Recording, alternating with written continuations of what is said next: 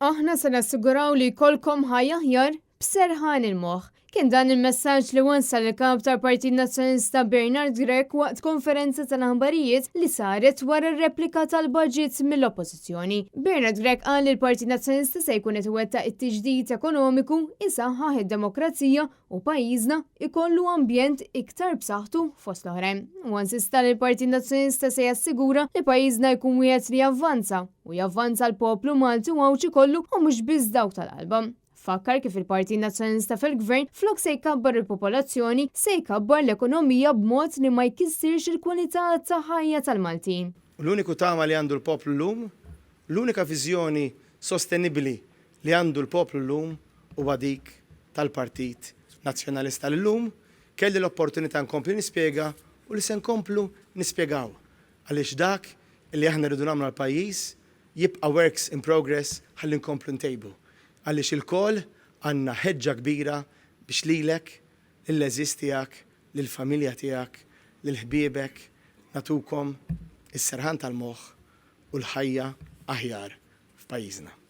Fl-istess konferenza tal-aħbarijiet barra l-Parlament, id-Deputat Nazzjonalista Jerome Caruana Cilja qal li l-Gvern Laburista biddel lil Malta f'kollox minn barra f'Malta ġusta. Bin-nies spiċċaw jittalbu biex jgħixu ħajja diċenti bħalma konna nafu qabel. Jerome Caruana Cilja qal li l-Partit Nazzjonalista lest li jaħdem biex inti tkun tista' timra u tikseb suċċess, partit li qed joffri nif ġdid u kwalità ta' ħajja aħjar bi standards aħjar.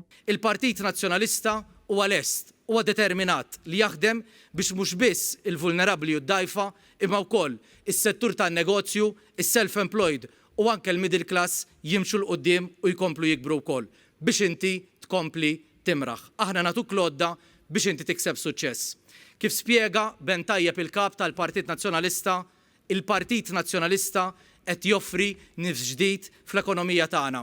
Viżjoni ta' eċċellenza favur livelli ta' produttività ogħla, viżjoni ta' eċċellenza li tiffoka fuq il-kwalità biex inti u l-eżistijak tgħixu kwalità ta' ħajja aħjar bi standards ta' għajxien aħjar. Minħati jew Deputat Nazzjonalista Ivan J. Partola qal kif il-Gvern Laburista għażel li hu deċiżjonijiet bla ma konsulta ma' ħadd b'riżultat li spiċċa ma għenx lil dawk verament fil-bżonn. Id-Deputat Nazzjonalista qal li Malta għandha bżonn bidla bżonn ta' attitudni differenti li tinvolvi lil kulħadd u dan jista' jagħmlu biss il-Partit Nazzjonalista. Malta għandha bżonn bidla. Gvern b'attitudni differenti.